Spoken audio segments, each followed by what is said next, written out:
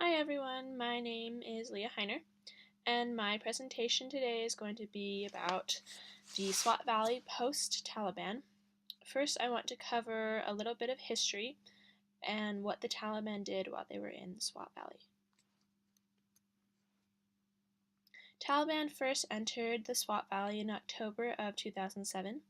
They began to take control of the Swat Valley over the next couple of months.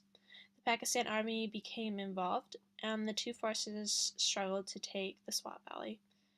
Over the following months, the Pakistan Army was able to take back many of the cities that had been taken by the Taliban.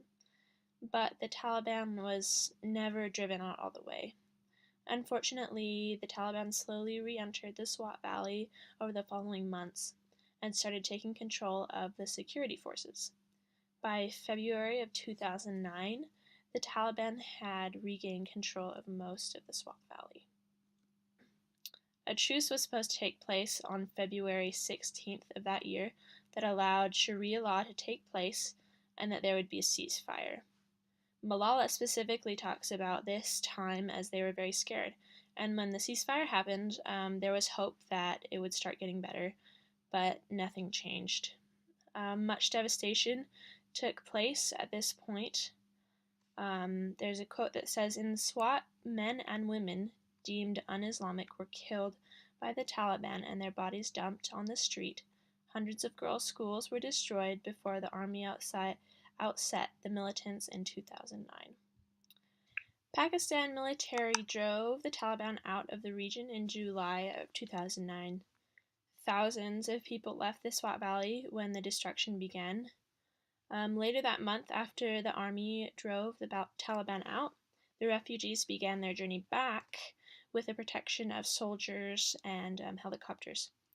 In Swat, the officials had to carefully plan the refugees' return. There were thousands of people and they had to prepare for that. Pakistani and international aid officials said that they had mapped out how the government would ensure the orderly and voluntary return of the residents to the valley and surrounding areas.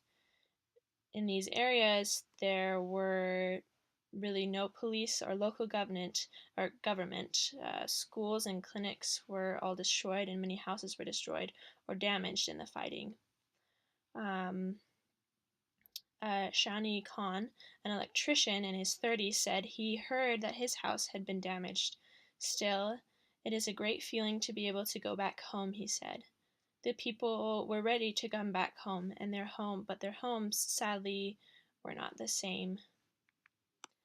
As the people were returning back, they really did realize at that point that the Taliban had left the Swat a mess. The valley's main town, Mingora, bore the heavy scars of fierce street-to-street battles and left roads cratered, houses and buildings pulverized, and schools destroyed. As I said earlier, they destroyed many girls' schools, and Ria Khan says many of the girls were still too terrified to come back to school. And I started a committee with the help of the army and went from one house to another to convince the parents to send their daughters back to school. Luckily, today there are 262 pupils enrolled in her school, more than before the Taliban came to Swat. I think that's pretty amazing that they were able to make that progress with the schools, and a lot of it actually has to do with the influence that Malala had. And at this time, all of the fighting was over, and basically all of the villagers had returned, but their life remained suspended because their harvest was spoiled. There still was very little power in many areas.